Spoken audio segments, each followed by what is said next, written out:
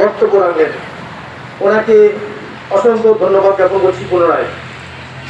আমি এরপর আমাদের ইলামবাজার ব্লক কংগ্রেসের কার্যকরী সভাপতি নাজিমুদ্দিন সাহেবকে দু কথা বলার জন্য অনুরোধ করছি। মাননীয় সভাপতি, উপস্থিত কংগ্রেস নেতা নেত্রী, কর্মীবৃন্দ, দল মত নির্বিশেষে জাতি ধর্ম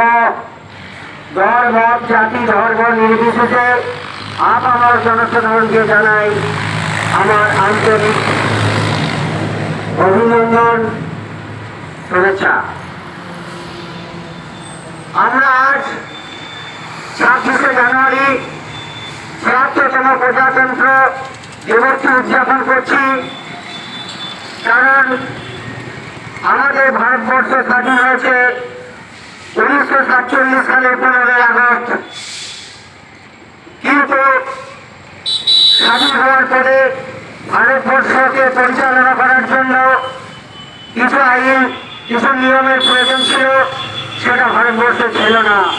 তাই আমাদের বিশেষ প্রয়োজন হয়ে পড়ে ভারতবর্ষকে পরিচালনা করার জন্য আইনের। সেই আইন রচনা করার জন্য একটা কমিটি তৈরি হয়। এই কমিটিতে চেয়ারম্যান হন ডক্টর বি.আর. আম্বেদকর মহাশয়। উনি 2 বছর 11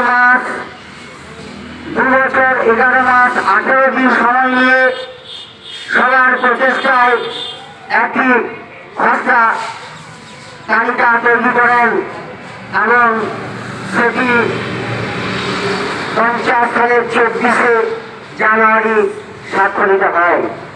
এই সংবিধান তৈরি করতে 166 বার অধিবেশন যাতে হয়।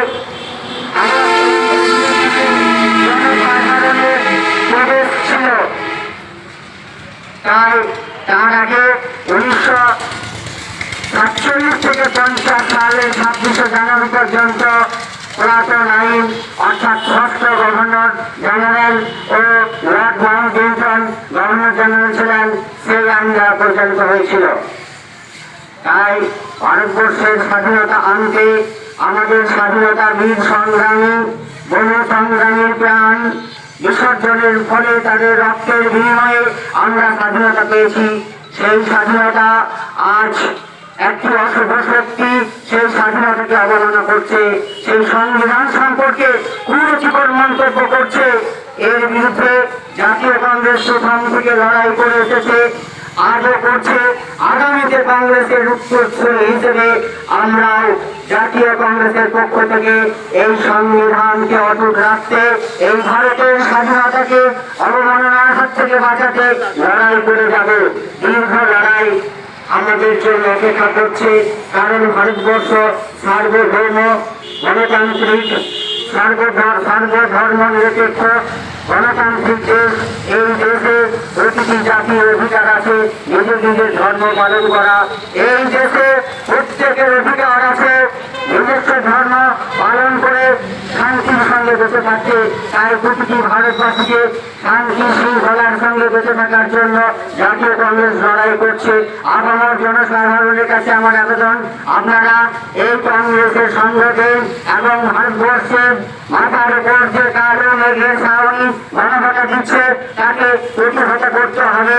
অশুভ শক্তিকে পরাস্ত করে সংবিধানকে সম্মান জানিয়ে আমরা ভারতবর্ষে বেঁচে থাকতে চাই। এই বলে আমি আমার উপস্থিত সকলকে অসংখ্য ধন্যবাদ দিয়ে আমার ছোট্ট বক্তব্য শেষ করলাম। জয় হিন্দ, বন্দে মাতরম।